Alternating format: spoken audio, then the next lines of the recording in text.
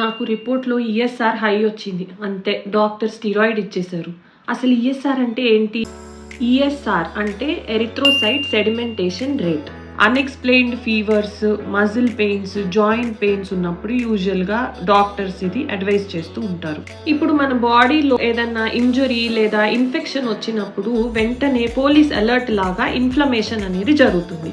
అది నేను నా ప్రీవియస్ షార్ట్లో ఇన్ఫ్లమేషన్ గురించి చెప్పానండి. అది నేను లింక్ దీనికి పెడతాను, మీరు తర్వాత చూసుకోండి. సో అది 2 రకాలు, అది మనం తర్వాత మాట్లాడుకుందాం. ఇక్కడ మనం ఈఎస్ఆర్ గురించి చెప్పుకుందాం. సో ఈ ఇన్ఫ్లమేషన్ అయినప్పుడు అక్కడ బ్లడ్లో ప్రోటీన్స్ అనేవి పెరుగుతాయండి. ప్రోటీన్ రిలీజ్ ఎక్కువగా ఉంటుంది. ప్రోటీన్స్ పెరిగినప్పుడు ఏంటంటే బ్లడ్ చాలా థిక్గా అయిపోతూ ఉంటుంది. ఇక్కడ థిక్నెస్ అంటే I mean to say stickiness అనమాట. ఇది ఇంజరీ ఆర్ ఇన్ఫ్లమేషన్ ఎక్కువ అయినప్పుడు బ్లడ్ స్టిక్కీగా అవుతుంది. దాన్నే నేను థిక్నెస్ అని చెప్తున్నాను. థిక్నెస్ అంటే క్లాట్ అని కాదు, ఇది స్టిక్కీనెస్. ఆ థిక్నెస్ వల్ల ఆర్బీసీస్ అంటే ఎర్ర రక్త కణాలు ఏవైతే ఉంటాయో అవి బ్లడ్లో సెటిల్ అవుతూ ఉంటాయి. కిందకి సెడిమెంట్ అయిపోతూ ఉంటాయి. సెడిమెంటేషన్ అంటే కింద సెటిల్ అయిపోవడం అనమాట. ఇప్పుడు ఫర్ ఎగ్జాంపుల్ మనం పాలు విరిగిపోతే ఎలాగైతే అవి థిక్నెస్ పెరిగిపోయి ఆ మెటీరియల్ వల్ల మనకి కిందకి సెటిల్ అయిపోయి పైనంతా నీళ్ళగా తేలుతూ ఉంటుంది. సో అలా ఇన్ఫ్లమేషన్ అయినప్పుడు బ్లడ్లో థిక్నెస్ పెరిగిపోయి ఆ ప్రోటీన్స్ వల్ల ఆర్బీసీస్ అన్ని కింద సెటిల్ అయిపోతూ ఉంటాయి. దీన్నే ఎరిథ్రోసైట్ సెడిమెంటేషన్ అని అంటారు.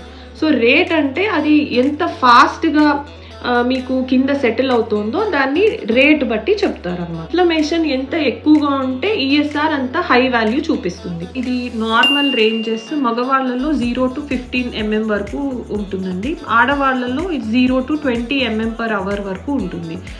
అయితే ఇది ఏజ్ పెరిగే కొద్దీ కొంచెం మనకి వాల్యూస్ కూడా పెరగచ్చు. అబౌవ్ 50 years వాళ్ళకి మగవాళ్ళల్లో 20 mm వరకు ఉండొచ్చు, ఆడవాళ్ళలో 30 mm/h వరకు ఉండొచ్చు.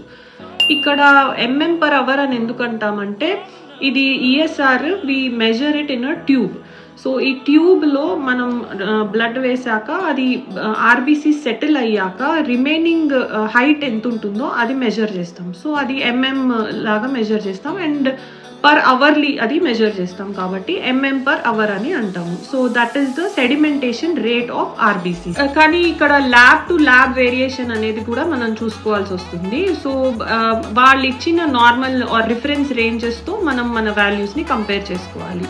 అప్పుడు హై ఆర్ లో అనేది మనకు తెలుస్తుంది. యూజువలీ ఈఎస్ఆర్ ఇన్ఫ్లమేటరీ కండిషన్స్ లేదంటే ఆటో ఇమ్యూన్ కండిషన్స్ ఆర్ ఇన్ఫెక్షన్స్లో హైగా ఉంటాయండి. ఇప్పుడు ఆటో ఇమ్యూనిటీ అంటే మనకి ఆర్థరైటిస్ కావచ్చు, థైరాయిడ్ ప్రాబ్లమ్స్ కావచ్చు ఆర్ వాస్క్యులైటిస్ కావచ్చు. ఇలాంటి ఆటో ఇమ్యూన్ డిజార్డర్స్లో అది హైగా ఉంటుంది. And infections, any sort of infection high చూపించవచ్చు. ఆల్సో క్యాన్సర్స్లో ఇది ఈఎస్ఆర్ హై వాల్యూస్ చూస్తామండి. Like myeloma or lymphoma, any sort of క్యాన్సర్స్లో కూడా ఈఎస్ఆర్ పెరుగుతుంది.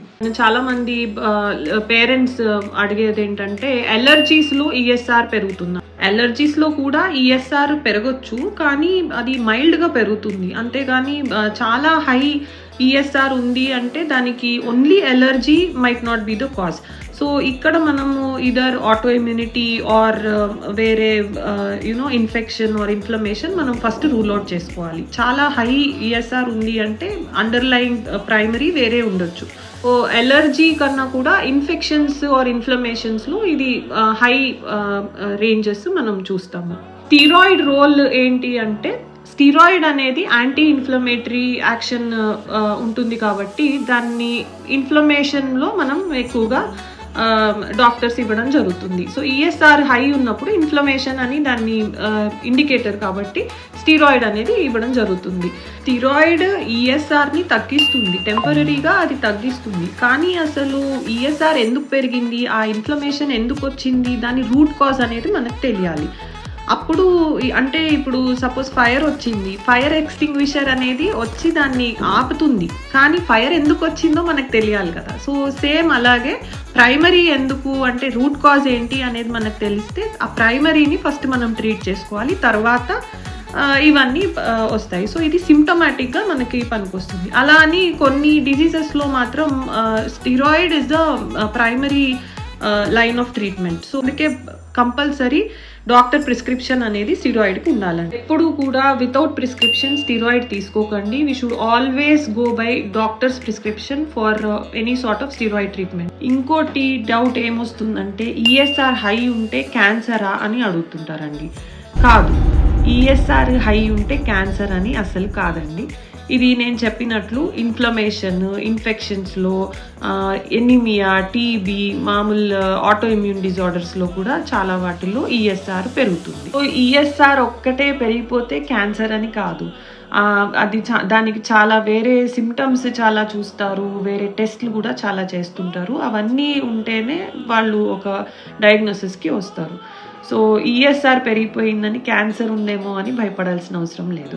ఈఎస్ఆర్ పెరిగినప్పుడు మేము డాక్టర్ని ఎప్పుడు కలవాలి, ఎప్పుడు కన్సల్ట్ చేయాలి అని డౌట్ వస్తుంది. అయితే ఇది అన్ఎక్స్ప్లెయిన్డ్ ఫీవర్ చాలా రోజుల వరకు ఉండటం, లేదంటే వెయిట్ లాస్ బాగా అయిపోయి ఫెటీగ్ ఉండటం, టైర్డ్నెస్ కానీ, ఆయాసం ఉండటం, పర్సిస్టెంట్గా కాఫ్ ఉండటం, ఇలాంటి సిమ్టమ్స్ చూసినప్పుడు మాత్రం వెంటనే మీరు సొంతంగా ట్రీట్మెంట్ స్టీరాయిడ్స్ అవి వేసుకోకుండా వెంటనే డాక్టర్ని చూసుకోవాలండి.